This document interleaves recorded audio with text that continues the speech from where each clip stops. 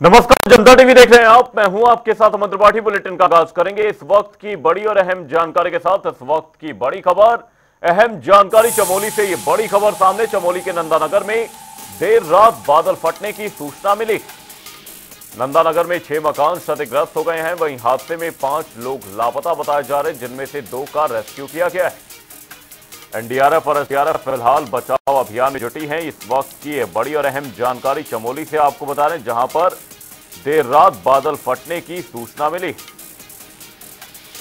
ये बड़ी और अहम जानकारी सामने, इस वक्त की ये बड़ी खबर आपको बता रहे हैं। हादसे में 5 लोग लापता बताए जा रहे हैं, जिनमें से 2 लोगों का रेस्क्यू किया गया है। इस वक्त की बड़ी और अहम अपडेट, चमोली के नंदानगर में देर रात बादल फटने की सूचना प्राप्त हुई है, जिनमें 6 मकान क्षतिग्रस्त हो गए।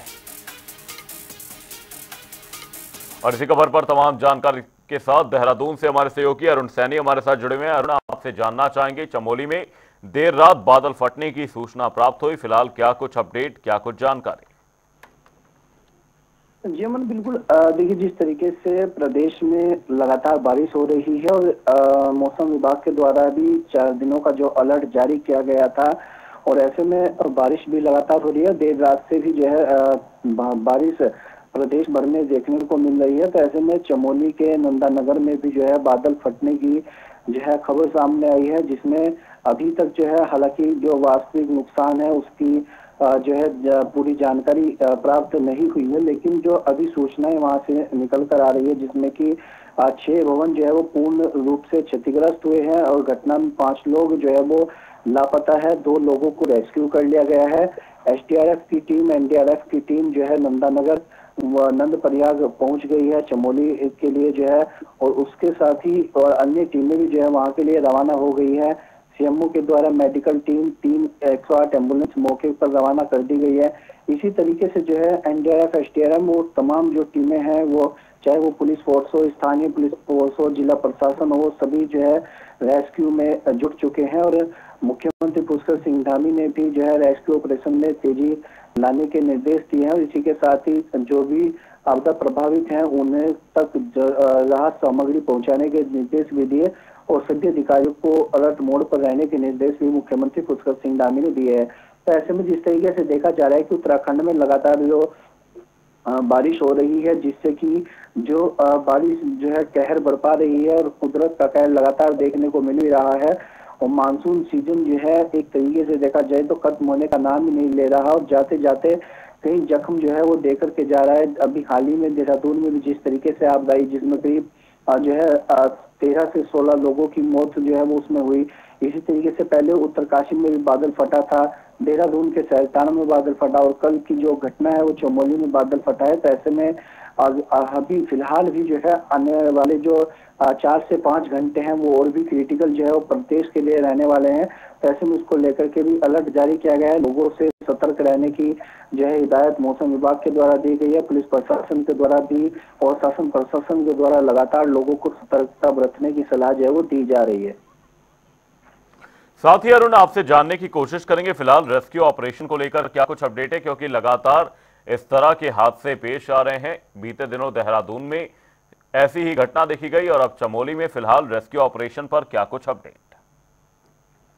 जी बिल्कुल, देखिए लगातार इस तरीके की घटनाएं उत्तराखंड में हो रही है। जगह जगहों पर जो है बादल वो फटने की सूचनाएं भी हैं। जिस तरीके से पहले उत्तरकाशी के धराली और तराली में इस तरीके का हादसा हुआ, देहरादून में भी जो है वो सहस्त्रधारा बादल फटा, और भी कई जनपदों में इस तरीके से नुकसान जो हुआ है।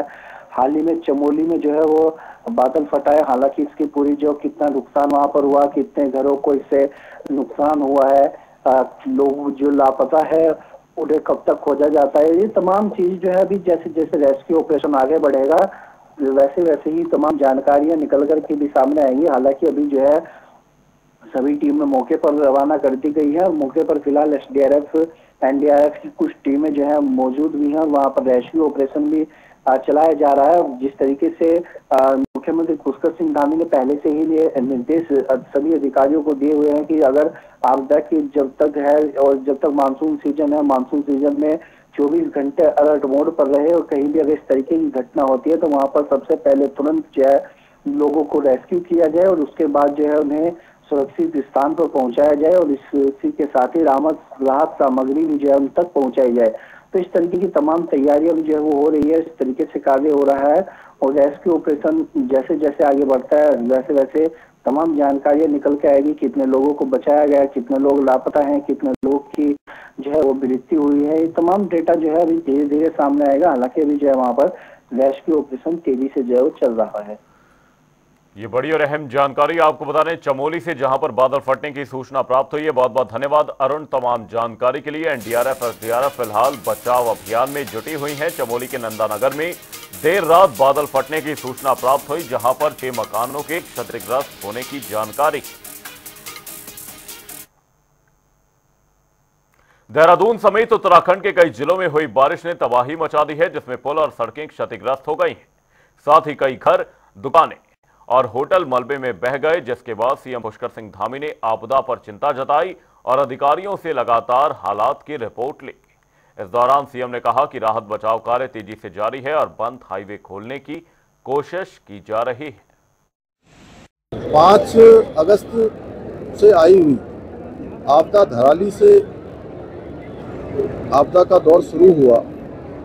धराली के बाद पौड़ी जनपद में हमारा सैंती समेत कई सारे स्थानों पर रुद्रप्रयाग और थराली, चेपड़ो, उत्तरकाशी के श्याना चट्टी में जल भराव हुआ।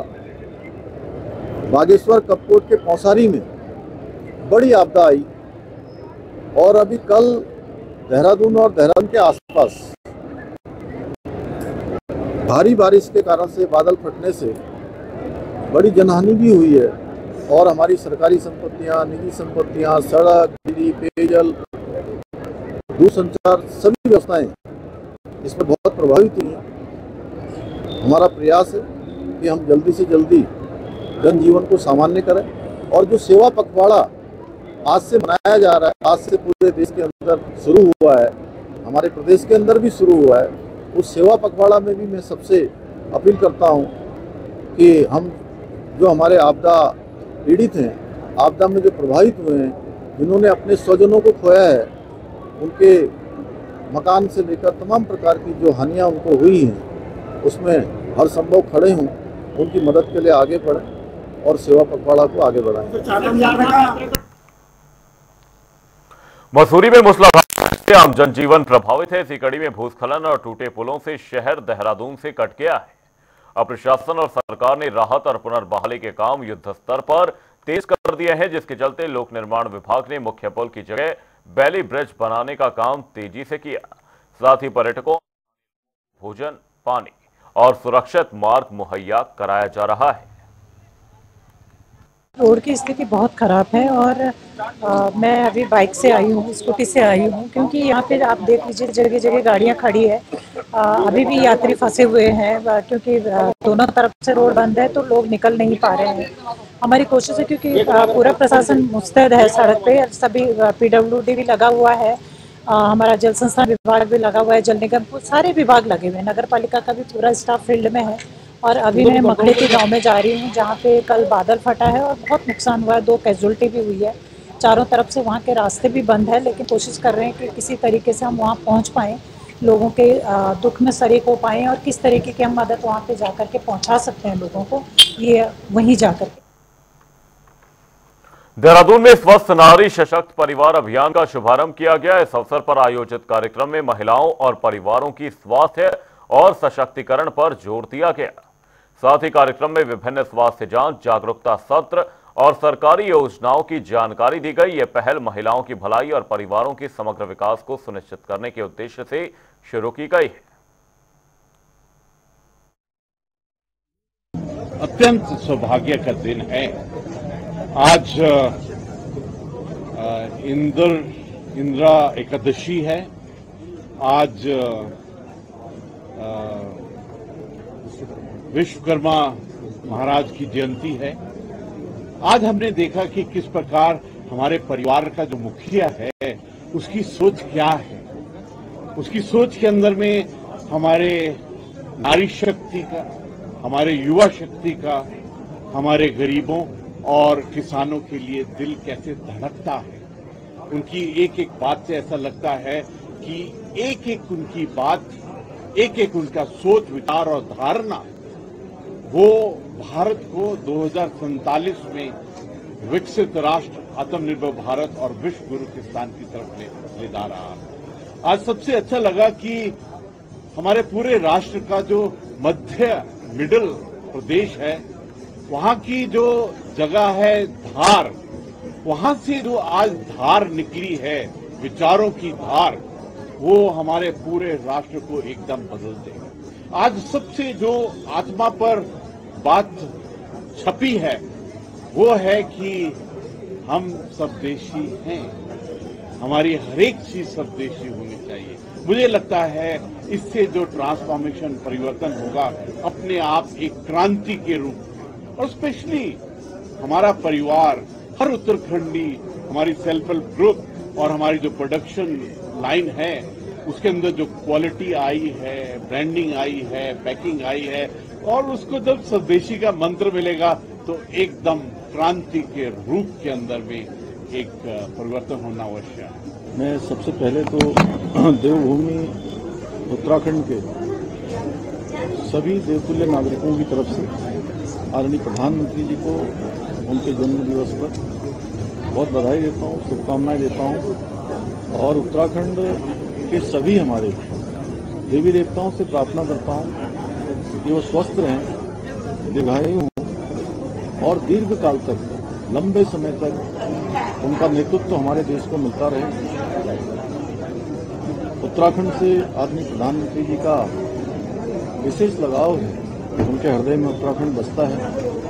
उनके प्रधानमंत्री बनने के बाद अनेक योजनाएं उन्होंने उत्तराखंड के लिए सुदृढ़ की हैं, और पिछले 11 सालों में उत्तराखंड के चहुमुखी विकास को, जहां देश का चहुमुखी विकास हुआ है, देश के अंदर अनेक योजनाएं लागू हुई हैं, ऐतिहासिक निर्णय हुए हैं, वहीं उत्तराखंड के अंदर भी, चाहे आज हम 4 धाम ऑल वेदर रोडों की बात कर रहे हैं, हवाई सेवाएं हो, स्वास्थ्य सेवाएं हो, कृषि का क्षेत्र हो, हमारा विद्युत का क्षेत्र हो, कोई क्षेत्र ऐसा नहीं है जिस क्षेत्र में हमने उनसे सहयोग मांगा हो और उन्होंने आगे बढ़कर सहयोग किया है। आपदा के समय में भी हमें आदरणीय प्रधानमंत्री जी का, चाहे वो कोई आपदा हो, गिरणी की आपदा हो, केदार घाटी की आपदा हो, चिलकेरा टनल का रेस्क्यू अभियान हो, जोशीमठ की आपदा हो, या इस वर्ष जो आपदा हमारे यहाँ पर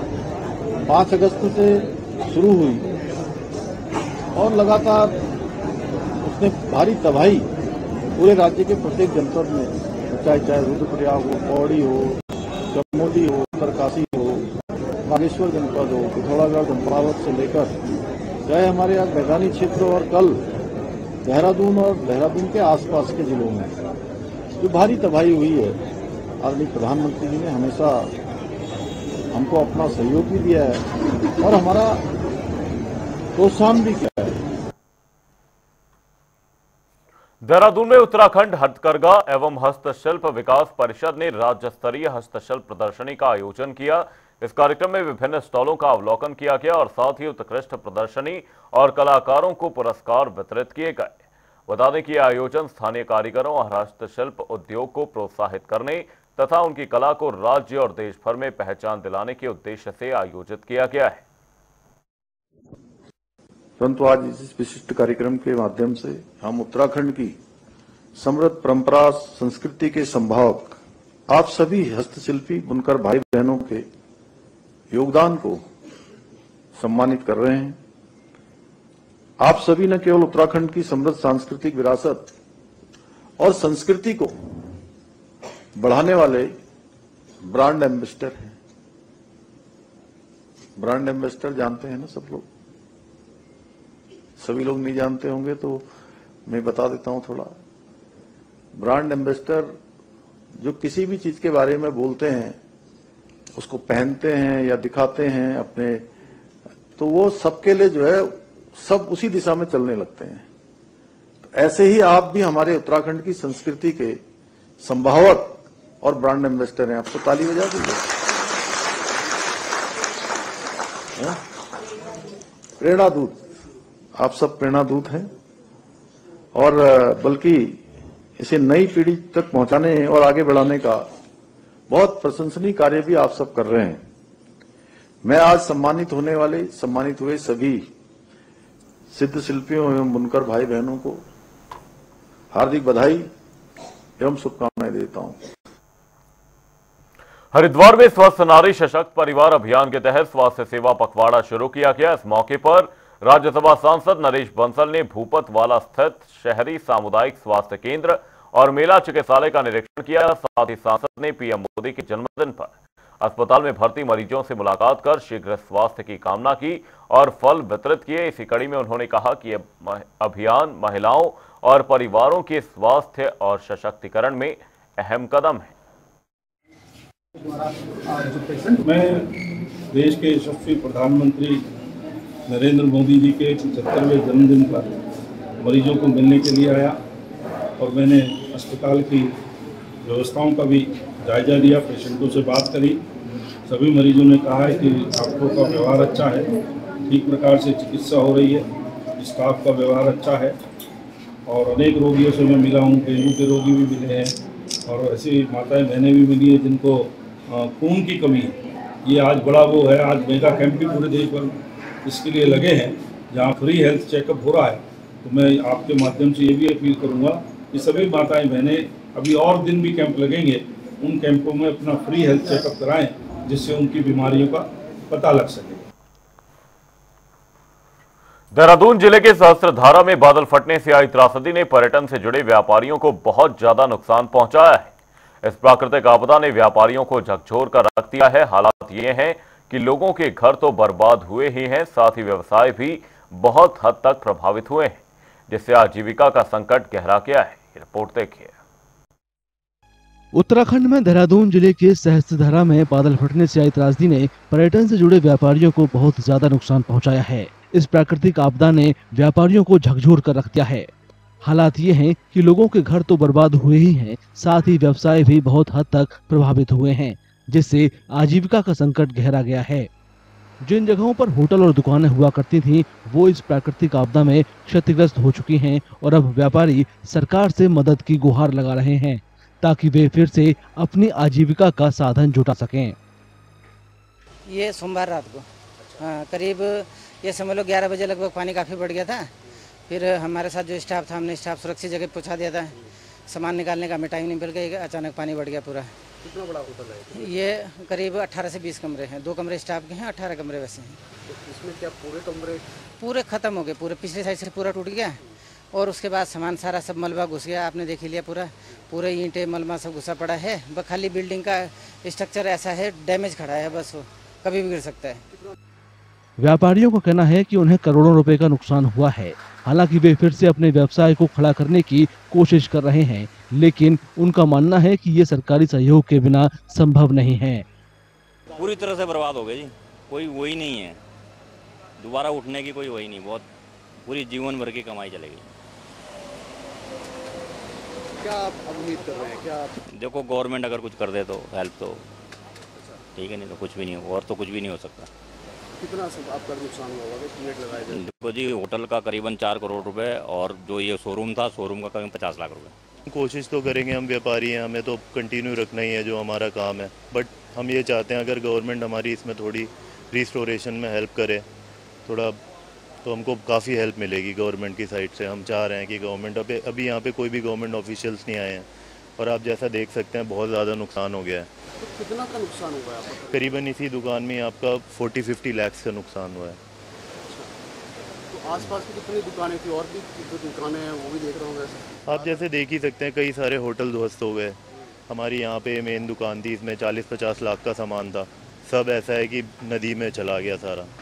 देहरादून के सहस्त्रधारा में सोमवार को भारी बारिश और बादल फटने से सड़कें, पुल और इमारतें बह गईं। इस प्राकृतिक आपदा में 15 लोगों की मौत हो गई और कई लोग जल प्रलय में फंस गए थे। उत्तराखंड के जिन इलाकों में प्राकृतिक आपदा से सबसे ज्यादा नुकसान हुआ, उनमें सहस्त्रधारा, प्रेमनगर, मसूरी, नरेंद्र नगर, पौड़ी, पिथौरागढ़ और नैनीताल शामिल हैं। रुड़की के लाथरडेवा गांव में बीजेपी अल्पसंख्यक मोर्चा के नवनियुक्त प्रदेश अध्यक्ष अनीस गौड़ का ग्रामीणों ने जोरदार स्वागत किया। साथ ही फूलमालाओं और ढोल नगाड़ों के बीच हुआ भव्य स्वागत उत्सव जैसा नजर आया। इस मौके पर राज्य मंत्री शुभाराम प्रजापति ने कहा कि प्रधानमंत्री मोदी ने सर्व समाज को सम्मान दिया है, जबकि कांग्रेस हमेशा मुसलमानों को भ्रमित करती रही और बीजेपी की योजनाओं से अल्पसंख्यक समाज लाभान्वित हो रहा है। वैसे 13 जिले हैं और संगठनात्मक रूप से 19 जिले हैं।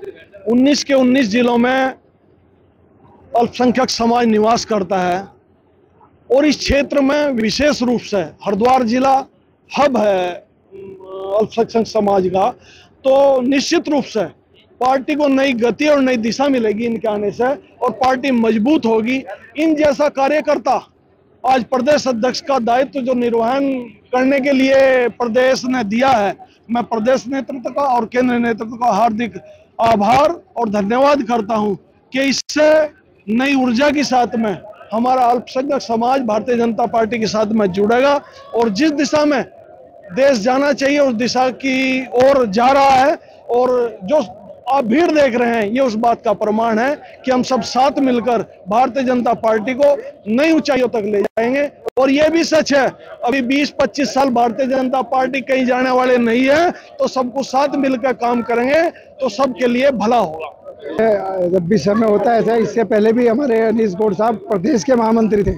मुझे लगे जो प्रदेश महामंत्री का अनुभव है उसका पूरा का पूरा लाभ पार्टी को मिलेगा, क्योंकि आज प्रदेश अध्यक्ष बन गए हैं। इनको कोई जिले में ऐसी नहीं है कि इनके लिए कोई नया होगा, ये हर जगह जाएंगे। और प्रदेश महामंत्री जब थे तब भी मजबूत बनाया और अब तो ये फुल फ्लैश अध्यक्ष है।